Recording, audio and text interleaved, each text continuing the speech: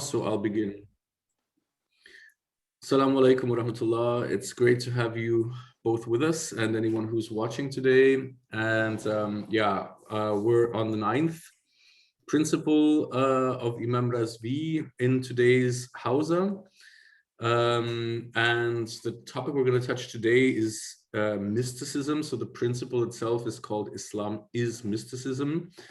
And we're going to deep dive into that in a moment. Before we proceed, though, I'd like to just say a couple of words of administrative order. So we're on the 9th of 10 principles, which means there will be 2 more houses this year. Basically, the first one coming up then in August would be on the first Sunday of August, if everything goes as planned, inshallah. The first hausa still coming would be the 10th principle, according to Imam Razvi, which I won't tell you about until it gets kind of interesting and lots of tension enters the room. And so I'll tell you later. But you'll find out in due course, inshallah. And the last class then would be in September, basically closing off the summer semester. And it would be more like to present any final thoughts and ideas, number one, on the course of the year, on all of the principles of Bukhari's idea as taught by Imam Razvi in general, and also for those that are interested to present a final paper on a subject of your choice, you're very welcome to do so. And let me just close here because the sirens are quite loud. You're certainly welcome to pick a subject and apply the Zaidi methodology that you've learned over the course of the year, as we've been teaching in this class, to your topic or to your subject. Now I know that we have Muhammad in the room who's been here basically every hausa, at least every regular hausa. So you're extremely on track to get your final certificate, by the way. So you're on the way to being the first to get a certificate actually for the work that we're doing here. I will just need to recap the sixth class. That's totally fine. We can arrange a session. We can arrange an extra session for you, brother. And but I can just review the recording, right? What's that? I can just review the recording that was done. If you want to just watch the recording, go ahead and do that. That's absolutely no problem. Go ahead and do that. No problem. And the same is for Hassan actually, and for anyone else who's watching this. If you can demonstrate that you've somehow done the review on the videos, all of the 10 videos, plus if you'd like the extra houses, that's just for extra credit, so to speak. Then you're more than welcome to apply for a final certificate, so to speak, for having completed the year. And I'll make sure to get you a nice digital certificate. Just extremely to interrupt. Is there what's the deadline for sending the summary? So we can decide that together right now quite spontaneously. I think it would be nice if you could send it to me by the end of August, because then I still have a little time to review before the final hausa, because I'd like the final hausa that you guys present your papers. So if we let me just check my calendar right now. If we look at the first Sunday in September would be the 5th of September. So if you get it into me by, let's say, the last Sunday of August, it would be a week, and I would have a week time to review your paper, basically. And that would be pretty appreciated, because I would hope to get at least the 2 papers from both of you gentlemen, and from anyone else who may have been participating previously in some of the houses and can do some review work and basically wants to get a certificate and wants to write a paper and wants that paper to be critically reviewed by me and basically and gladly also by other peers. So if you want to share your paper in the group and present your logic, your structure, your findings, then you're very glad to do so. I don't have a huge expectation in terms of volume. I do have a certain expectation in terms of content. And so two things are very interesting for me. Number one, what is your subject? And number two, how do you apply what we've taught in the class over the course of the last year, and in the videos, of course, and in the Facebook page, all the material that we've done, all the posts and the chats and the discussions. How do we apply that then to your particular subject? And if I get those two things out of you somehow, then I'm very glad to basically give you a reasonably until very good grade, and of course it won't be any block then to you getting a certificate. So on the contrary, that would be a prerequisite, so to speak. So Sure. think about your subject maybe until next week. You know, Sunday you would have wanted to give me your subject. Certainly you should have something by the end of July, because then you have the full August to work on your paper. And again, if you can submit it by the 31st of August or by the last Sunday in August, I would be very appreciative of that. And then I have some time to review it. And again, the final HAWZA then would be a special HAWZA just for your papers, and some summary also of the year of what we've learned. And basically, yeah, awards. So awarding you your certificates somehow online, and certainly sent to your email address. For the purposes, you have to get an expensive frame. Obviously, you have to buy an expensive frame with diamonds and gold, please. And you have to frame it and you have to put it on your wall. So that's very important for me. Yeah. So please take your certificate very, very seriously. Okay. Will be on LinkedIn. I said diamonds. I said diamonds. Okay. So guys, but I really look forward to getting your papers and having a look at those. And I'm glad to critically review. And as I said, you know, if you want to share it in the chat with everyone to give their comment, go ahead and do that. Or if you just want to discuss it in the house, that's also perfectly fine. Okay. Any further questions on the final paper for now? If none, I would like to jump in. We have another, well, on this link, we have another maybe 20 minutes, but we actually, you know, we could do another link and basically extend for another 20 minutes. But at 14:59 latest, I want to get off of Islam as Mysticism and on to Sayyid Yahya Al-Shami presenting the Yemeni Hadawi Zaidi form of prayer, which I think is, you know, a remarkably unique opportunity. And I was telling him yesterday, I hope this gets shared a lot. I kind of hope it goes viral somehow, because I would like many people to see this and to learn from it and to be able to offer this form of wudu, azan, and salat for all the diaspora of Islam, and in fact also for non-Muslims, so for every human being on the planet to be able to access if that's what they wanted to do. So let's get started. Let's jump right in. I'd say 5 to 10 minutes if you guys want to explain your homework. What did you think about philosophy in the light of Zaydiyya versus maybe other madhahib, and also just in general philosophy and Islam? What gold nuggets could you bring for us today? Who wants to start? Muhammad, would you like to do the summary as a senior? All right, sure. So let me just recap. Seniority is not an excuse, Hassan. You at some point you're gonna have to present. So I don't let that go through. We work together in a separate chat for the homework. That's what your academy director wants to hear. Very good. Great. Okay, go ahead, Muhammad, please. Bismillah.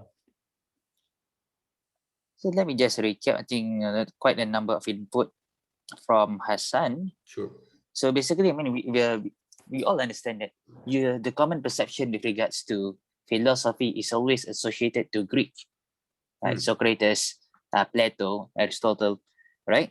So one of the main points is that it builds upon investigation of problems like nature of existence, nature of being, what's the primary cause of the world that we're living in. So of course, there's always the argument about what is time, is there a beginning of it, is there an internal of it, right? And what is the nature of divine? So all that is quite abstract. But so Hassan brought the point about who cares if the world is eternal or not? Who cares if the world is? Eternal or not? Oh, that's very interesting. I find that interesting as well, because it is more, I mean, to Hassan, it is more important for a good Muslim, invest in quotation marks, Sure. to ask, is it appropriate for us to ask such a question when, as a Muslim, as a believer, what we should be occupied is about doing our good deeds, about fulfilling our own life. Sure. That should be the priority. Sure. Which is interesting. And he was referring to the verse of Surah Al-Anbiya, verse 23. He will not be asked what he is doing, but they will be asked. So he, of course, is referring to Allah, and they are referring to the Muslims or the servants. Really all human beings, right? At the end of the day. So in this case, yes, in this case, of course, according to Hassan, our Salafi brothers can build a strong case against philosophy in Islam. And I agree, because I was from the Salafi circle.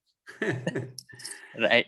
But those are usually the best, the ones that come from there, and then they end up opening up to Kalam and Irfaniyat and Tasawwuf and all that, because they have the fundamental basis and the root, and they basically move from there. So that's absolutely fine.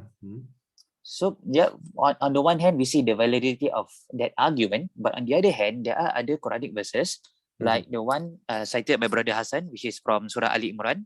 Indeed, in the creation of the skies and the earth and the difference between the night and the day are signs for people with intellect. Oh, absolutely. And this relates to our previous hawza about the use of intellect, the akal. Right. What is a sound akal? What constitutes a sound akal? Right. Absolutely. So this is a key moment for us to consider that the reflection is not merely empirical. Right. A hearing of the properties of skies and earth, but it's also metaphysical. Absolutely. Right? Absolutely. So that is the subject of Islamic philosophy. So as for practical value of philosophy in the life of a single person, of course, it teaches us how... Muhammad, sure. If you allow me. Yes. So just with one sentence to summarize, my idea was to present the, let's say, the Salafi argument against the philosophy. And then again to present our argument why philosophy is there is philosophy in Islam, and what is the importance to include both the sides, the one who are pro and the one who are against it. Which is good, and I have to concur as well, because what I mean, the argument presented by Brother Hassan, which supposedly is representative of Salafis. Yes. I would say, I mean, in current context, based on my own personal observation, it seems to represent many Muslims nowadays. Muslims nowadays who are rejecting philosophy, they're not just the Salafis. Oh no, I would say it's the overwhelming majority. I mean, it's overwhelming, correct. So I would say that even when I was doing my diploma, the module on philosophy in Islam, of course, you can't do that module without reading books on philosophy. So I get comments and feedbacks from, I don't know which Facebook friends of mine who says that, oh, those are dangerous books down there. And of course, my immediate response would be, the books are dangerous. I mean, if you don't have the intellect to comprehend them, of course you would say they're dangerous.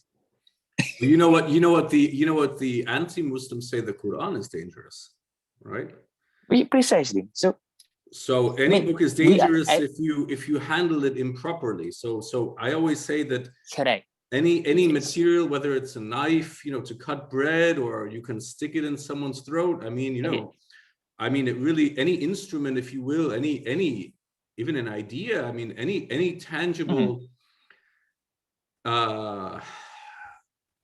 material or even philosophical concept becomes dangerous in immature hands, in hands that have not been prepared for their utilization. And it really doesn't matter what it is. It can be this hat. I mean, I can take this hat and strangle someone with this hat. No, really. I mean, Definitely. Yeah, true. So if I have that And of course mindset, but fortunately I just have had to cover my bad haircut for today because I'm not seeing my barber until Tuesday. So right. yeah. Sure. It depends. So and then of course I added on to the points raised by Brother Hassan, my favorite verses, which is in relation to the story of Prophet Ibrahim alayhi salam, questioning whether the sun or the moon is God.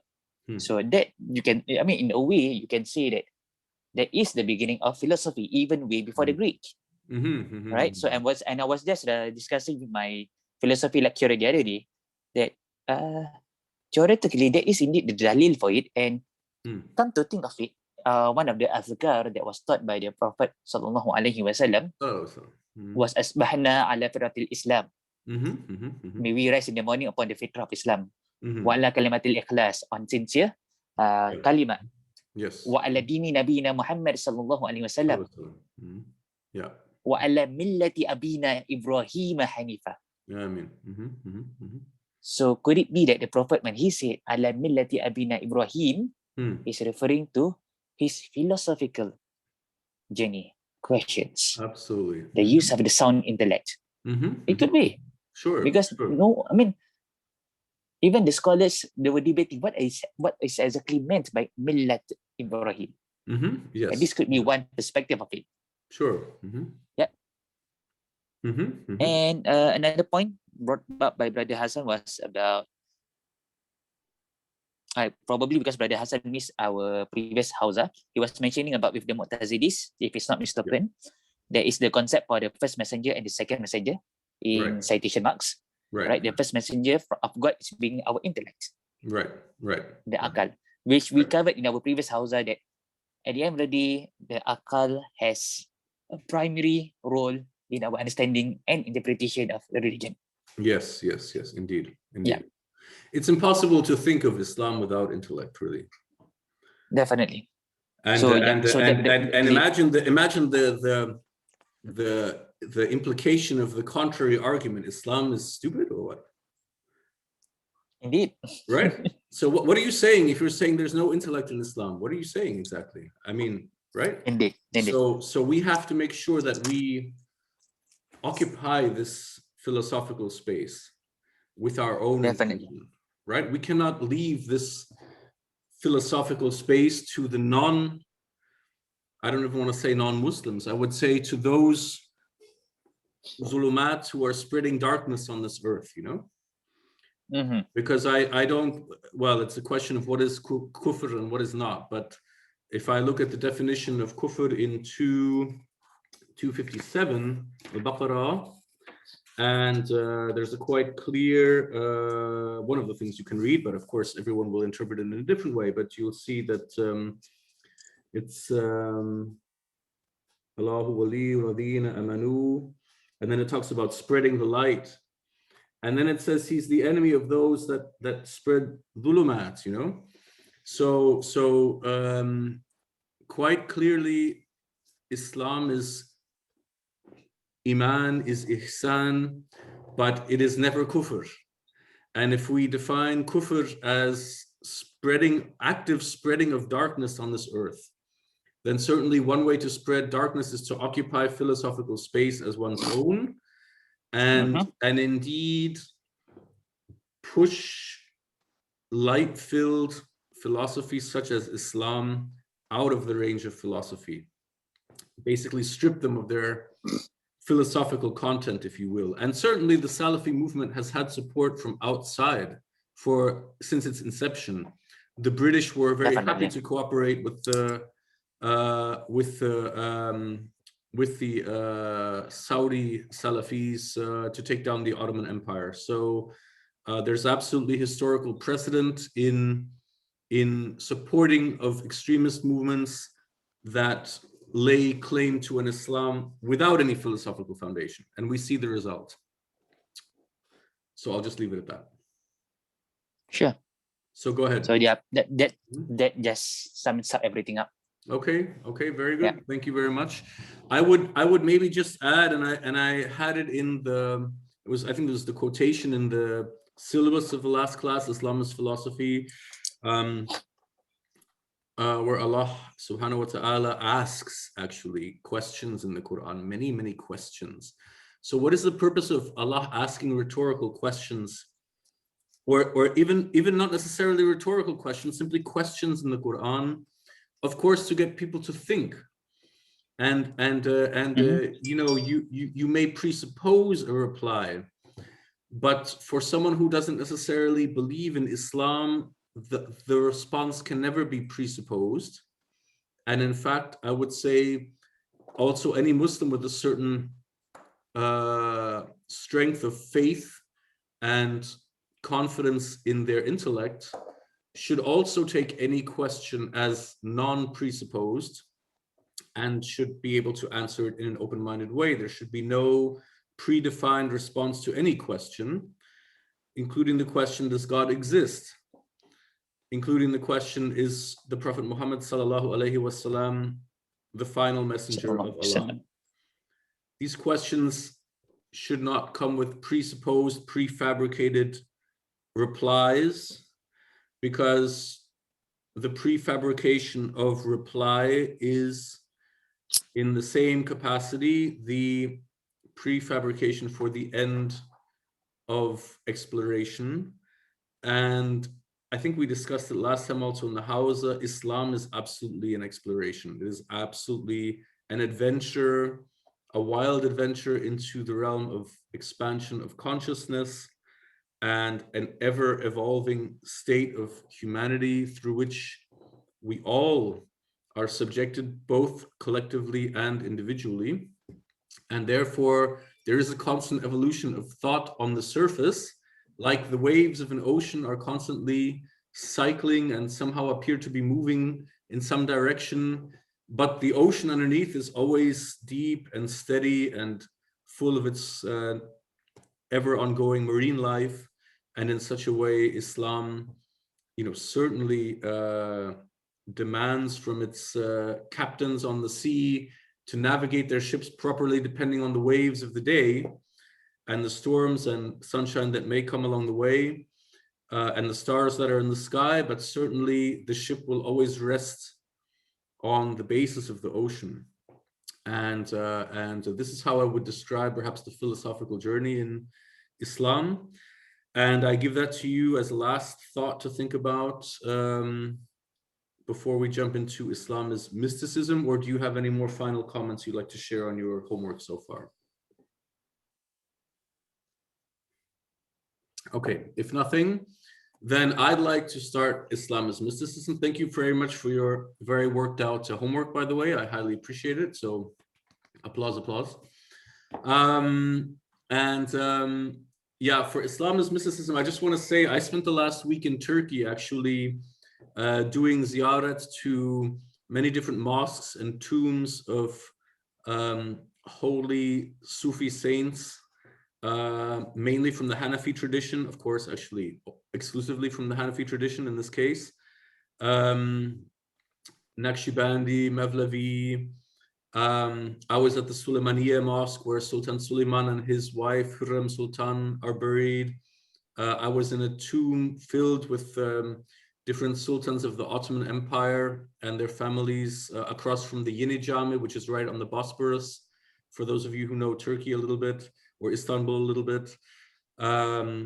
I prayed in the Hagia Sophia, which was a wonderful experience. I think you may be aware of the fact that the Hagia Sophia last year was again converted into a mosque after 86 years of having been turned into a museum by the secular revolutionary Ataturk. And I mean, just to be in that space, and of course I've visited as a museum several times before, having been in Turkey more than 60 times in my life, and I can tell you the energy level is just a completely different energy level for those that have a certain sensitivity to the energy in a room. If you walk into the Hagia Sophia now and you know just look around at you and you just sense this powerful energy, and it's only been a year, you know, that they've prayed in it again.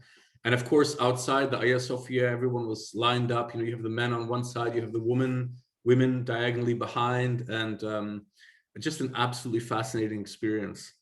And I can tell you, if you're open to these kind of experiences, like, you know, wahi, ilham, ziyarat, irfaniyat, you know, shafa'at, all these different mystical tools of intercession, of traveling to visit saints, of opening up certain inner dimensions. I simply no time to get into all of that today, but to touch it very lightly, if you're able to kind of, or if you're interested to touch those dimensions of life, Islam will not be the one to stop you. The Prophet Muhammad ﷺ will not be the one to stop you. Hazrat Abu Bakr radiallahu will not be the one to stop you. Hazrat Ali radiallahu alayhi salam will not be the one to stop you. So the only one who's going to stop you is yourself. So there's really no excuse for not opening yourself up to this dimension of life, because Allah subhanahu wa ta'ala has given you this dimension to explore and to utilize on God's path, fi sabilillah. Of course, this does not come without its borders and boundaries and limitations and channels, so to speak, so that these energies are channeled in the proper direction, and certainly so that they're not misused and abused.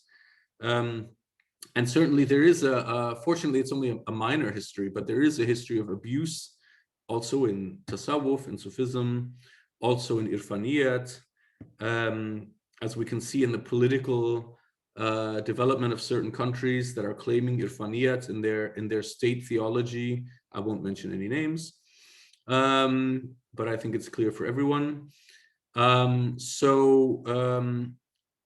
But if you just again, we had the discussion just now, you can take a knife and you can cut bread or meat with it, or you can use it to stick it in somebody's throat. So it's really up to you what you do with the tool, and it depends on your own level of maturity.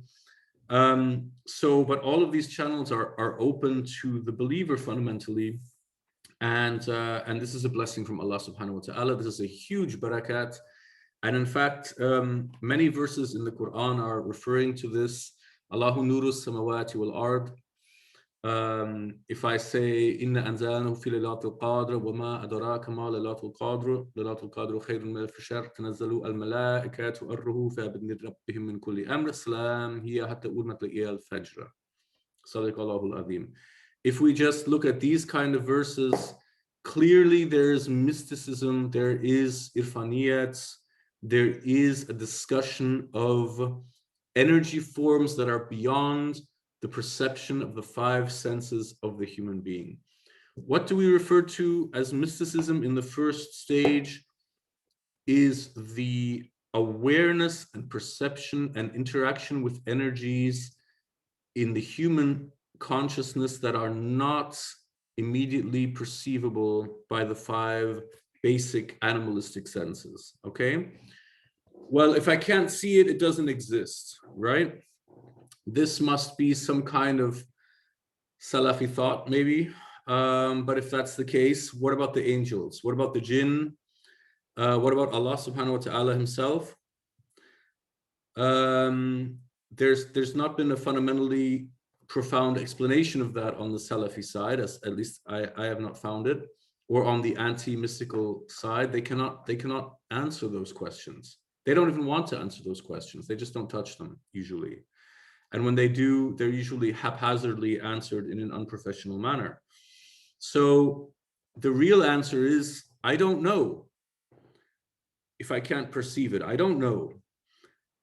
Unless maybe I've had a dream where an angel appeared to me in a dream, for example, and presented me the Quran, or spoke to me about the 5 prayers, or the Prophet Muhammad ﷺ appeared to me in a dream and gave me certain tools and instruments to use in my daily life. I could go on and on. All of these things have happened to me, so I'm just going to certify that this exists, yeah? So I'm giving the certification that Tasawwuf and Irfaniyat are real, and that mysticism is real, and I'm happy to argue with anyone who speaks in the contrary. But for now, let it be said that if we take these mystical tools as real and as applicable in our daily lives, then we must also be very, very careful with them, and we must utilize them the right way. And we must make sure, like the cook in the kitchen, to only use those utensils which we have the maturity and the experience and the knowledge to use. This is very important to prevent abuses, intentional and non-intentional, of any nature. And that's why it's very important to have a teacher.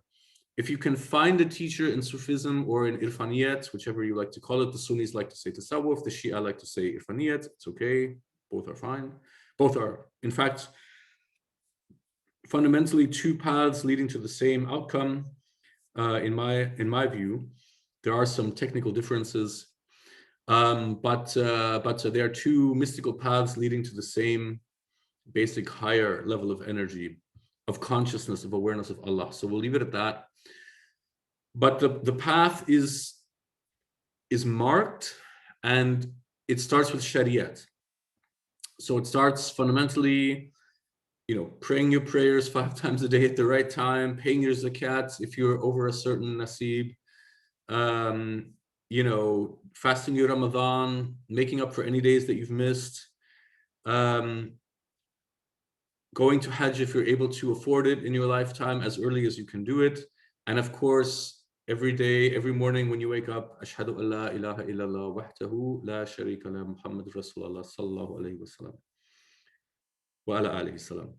So taking these 5 pillars and following Shariat will be your safeguard on the path of Tasawwuf, particularly, and also Irfaniyat, on the mystical path.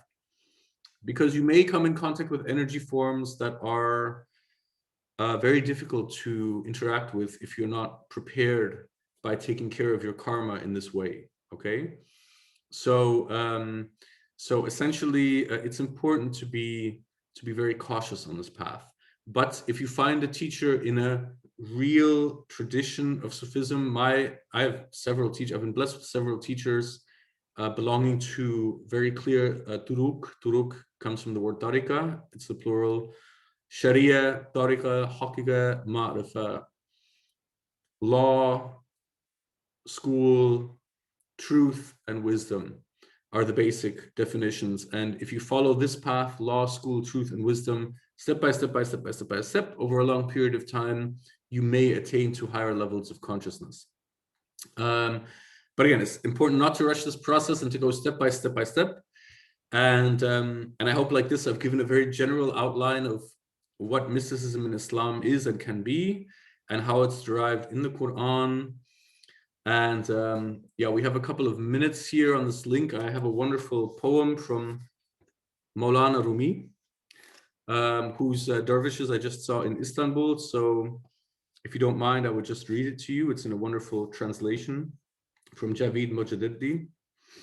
So this may explain in many ways a mystical approach to Islam. Bismillahirrahmanirrahim. There once was in Omar's huge caliphate a harpist whose sweet music was so great, his voice made nightingales fall stunned and cry, while also making each joy multiply. His breath-graced meetings where the lords would throng, the resurrection even listened to his song. Like angel Ezrafil, whose voice was heard ahead and brought back souls to bodies of the dead. Or one of Israfil's close friends whose cry could make an elephant grow wings and fly. For Israfil alayhi salam revives men totally, though they've been rotting for over a century. The prophets too have special tunes inside from which to seekers precious lives supplied. The sensual ear can't hear such melodies, since it's been tainted by iniquities. A man can't hear the angels' tunes inside, their inner secrets humans are denied. These tunes are from this world of time and death, the heart's tunes loftier than every breath. Angels and men are captives equally, in ignorance's jail without a key. Recite community of jinn and men, and learn, if you can pass beyond, go then. Within the saints are soulful melodies which sing, there is one God, so listen please. Lift up your heads from no, which means negation, and cast off your fancies and imagination. You've rotted in this planet of decay. Your soul could not grow up and fly away. If I give just a hint about this song, men's souls would rise from tombs before too long. Bring your ear close, for this tune isn't hidden, though to relate it now, I am strictly forbidden. So take it with you, dear gentlemen, and I'll give you a homework in the chat separately. And I hope to see you in 15 minutes for Sayed Al-Shami's presentation.